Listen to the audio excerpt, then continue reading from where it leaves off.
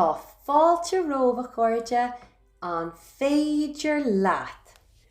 Hai chuirde, inniu tám chun céin fá a léamhdíobh. Céin fá a mín rudaí aite bun ag anmhíthe deasa. Céin fá. Leabhar álinn fáilsithe ag an gúm. Céin fá a míon madra ag taifean. Arr, arr, strainséir thugann. Grad leat, is lumsa an cró seo, agus an cnámh. Bíonn madra ag taifean chuna chur in úl go bhfuil sé an, agus chuna rá lena chuirde agus lena únair go bhfuil strainséir ag teacht. Agus déanann madra taifean nuair atá sé ocrach, nó crusta, nó bís.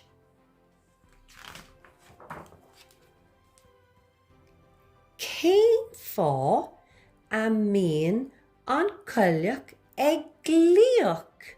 Cock-a-doodle-doo, cock-a-doodle-doo. Tá sé ina lá. Cock-a-doodle-doo. Éirí. Glíonn an coileach nuair a athraíonn an teocht. Rud a thuirlíonn maidin nó tróna de ná. Glíonn sé freisin lena chur in úl gurb féin atá i gceannas agus chun faitís a chur an nábhde.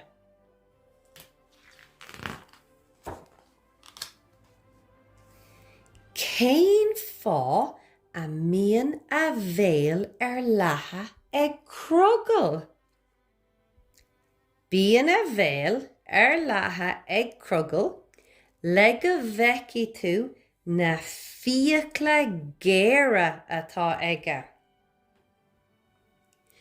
Líonn crogal síos cúis cladaí lena bhéal oscailt I níoddó a bheith ag ithe. Tagann éanaí agus ithin siad na míreanna beaga bia a bhíonn gramithe dá íochla. Fáinne na héanaí a há agus fáinne an crogal glanna fiacla san am céine.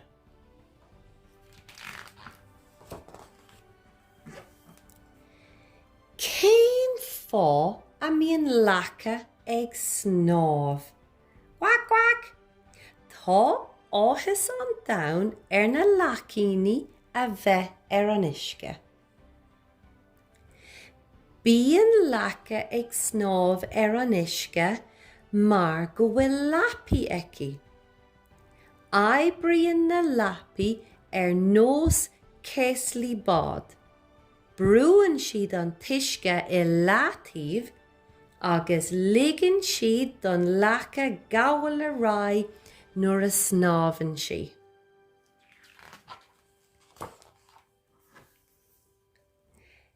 Céin fá a míon mílta móra ag spréáil uisce.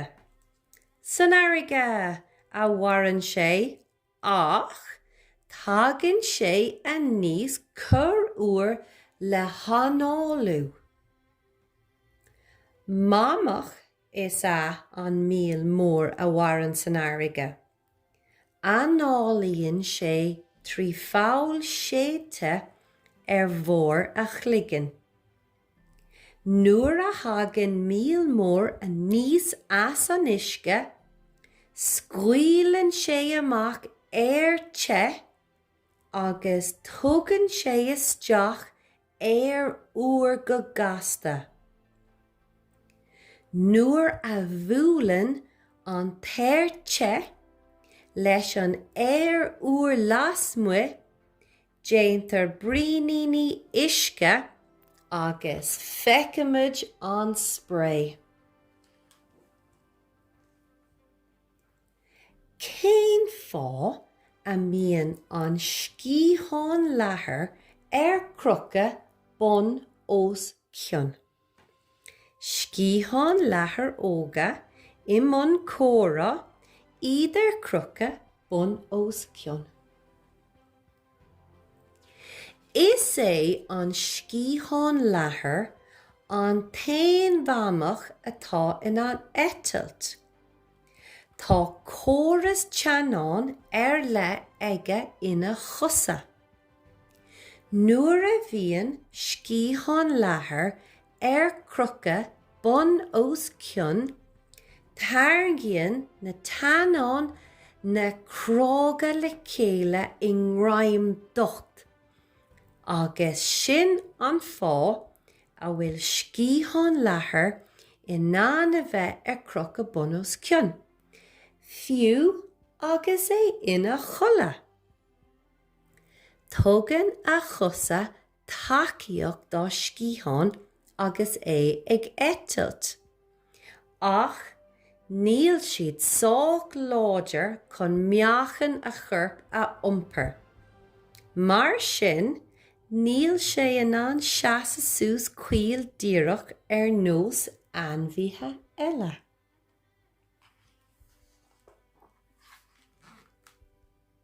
Cén fá a líon cat é féin? Imríonn an piscín glóite le meall ulla, agus níonn sé a chuid cos. Caitheann an cat an chuid ama ághlanna agus áchlíocha féin. Líon cat a chlúb chun fáil réitithe le salachar. Bíonn fearóga bolaí faoin na smig agus mos iontu. Nuair a chuimlíonn an chat a chosa leis na fearóga sin agus nuair a líonn sé a chosa an sin, leathan bolla muis bolla an chat fud a chorp.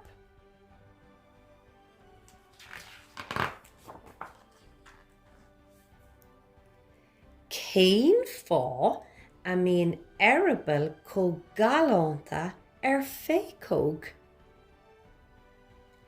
Taspáineann an féicóg a arabal donna cearcha a ráló nach scéalta an teiribal atá orm, bhá libh teacht lomsa.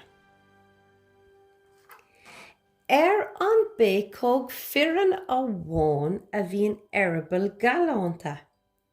Meallann sé na cearcha pécóga lena arabal. Mar sin, is cuid gentúirí é an teiribal idir an féicóg agus an cearc féicóga is séasúr na péireachta.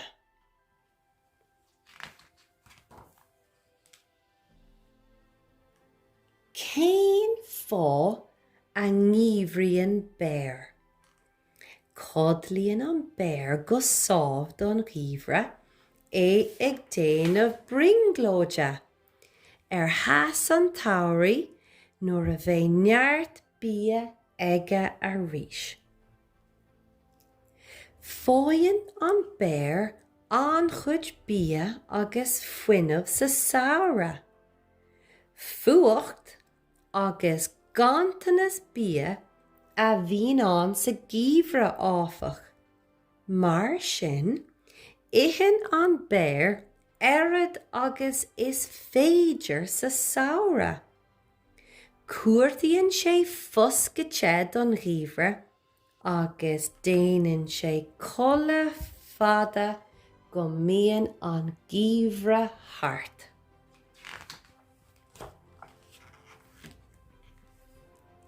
Cén fá a mbíonn líon ag dúán alla. Honnig an dúanála an chuileog a bhí sánaithe ina líon. Tá fearóg ina chorp ag dúanála, a thorgain snáhanna siada. As an siada sin a chasan an dúanála a líon. Bíonn an líon éagsúil ag na cineálacha éagsúla dúanála. Cónaíonn dúanála ina líon féin. Gramíonn feithidí den líon agus itheann sé iad. Casan dúanála fireann líon chun dúanála banan a bheala I séasúr na péireachta.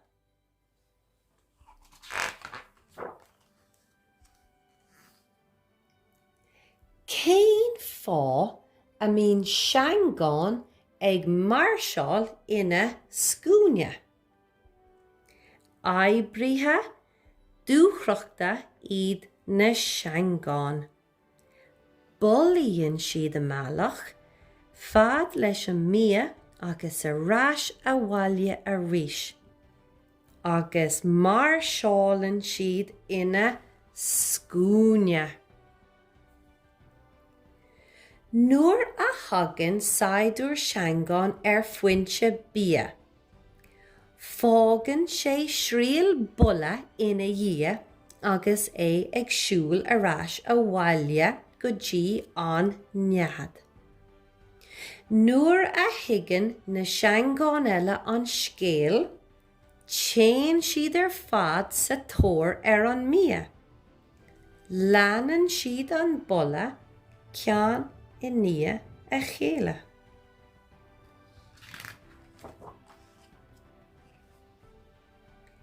Cén fá a mbíonn lampróga ag splanca. Déantar solas I gcorp lampróga. Bíonn cealla speisialta ina bolog a dhéanann solas fuair I séasúr na péireachta. Cathann an fireannach agus an banach comharthaí splanca chuig a chéile mar mó cumarsáide. Cúis amháin eile leis na splancacha ná chun créachadóirí a thacannt. Cén fá a mbíonn dúch ag octopus. Bíonn sac ina mbíonn dúch ina chorp ag an octopus. Scaoileann an sac sin le néal dúí chun dalamolog a chur ar a nábhte, agus bíonn deis ag an octopus éilú go gasta. Cén fá a mbíonn arc in an drapa bun os cionn nó trasna na sílála. Bíonn cupán bídeacha site I mun a chuid cos ag an arc. Bíonn ribí sna cupán sin a ghramíonn de dromchlaí. Rud a ligean don arc drapa bun os cionn nó trasna na malaí. Cén fá a murran ísc turcanach. Sluggan an tísc turcánach isce nó air nuair a thagann scanra air, nó má bhualann nábhde leis. Bíonn dealaga ina lí ar a ghrachan ag cudaobh. Nuair a bhforann an tíosc Cuirtar na Gaeilge ina seasamh agus scanraítear na náimhde.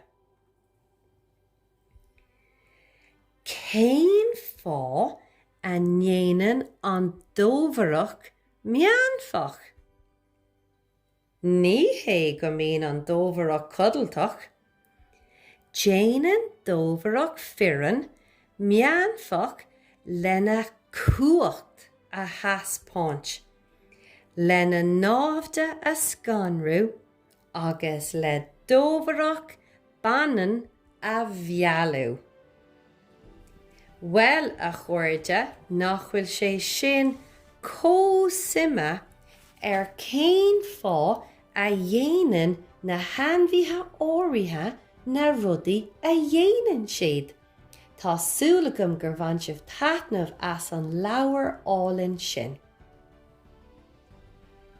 Slán éis a chuirde, bígí léinn ag úsáid an Ghaeilge.